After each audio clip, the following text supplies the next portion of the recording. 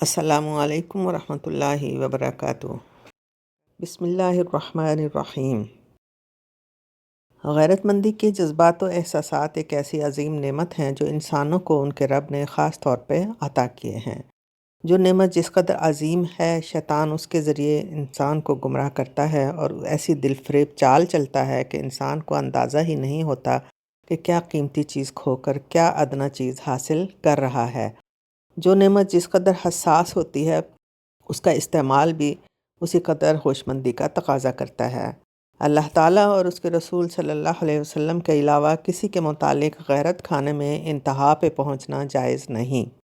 اس میں بھی قرآنی ہدایت یہ ہے کہ معبودان باطل کو برا بھلا نہ کہا جائے، یہ اس لیے کہ غیرت گوارا نہیں کرتی کہ وہ پلٹ کر ہمارے سچے معبود کی شان میں گستاخی کریں۔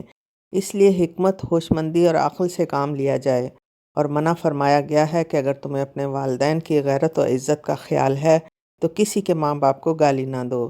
اسی اصول کے تحت اپنی پارٹی، مرشد، خاندان، برادری اور اپنی ذات کی انا و غیرت کے جذبات و احساسات کی حفاظت ہر فرد کی اپنی ذمہ داری ہے۔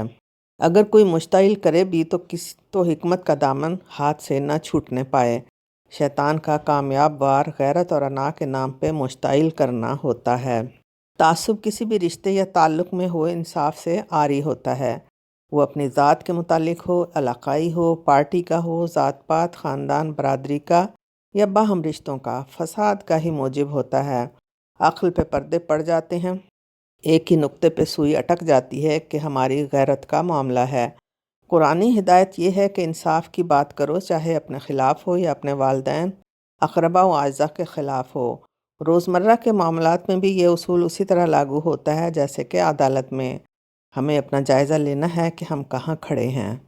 میکے سسرال سے لے کر خاندان، برادری، پارٹی کے بارے میں انا، غیرت مندی کے جذبات و احساسات افراط و تفریط کا شکار تو نہیں ہیں۔ ہم کس تعصب کی قیمت پہ اپنے ایمان کا سودا کر رہے ہیں؟ کن متعصبانہ جذبات کی خاطر کون سے قابل احترام ناگزیر رشتوں کی مٹھاس کھو دیتے ہیں، اور محض اپنی نام نہاد غیرت مندی کے نام پہ یہ غلط طرز عمل پہ بھی ہم دوسروں سے حمایت کا مطالبہ کرتے ہیں۔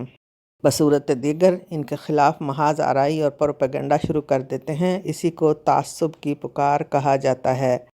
یہی وہ نقطہ ہے شیطان جس کو اصولوں پہ سودے بازی نہیں ہو سکتی کا دل فریب لبادہ اڑھا دیتا ہے، اور سب سے خسارہ پانے والا وہ شخص ہے جس کو اپنے برے اعمال بھی بہت خوشنما اور کارنامے لگتے ہیں۔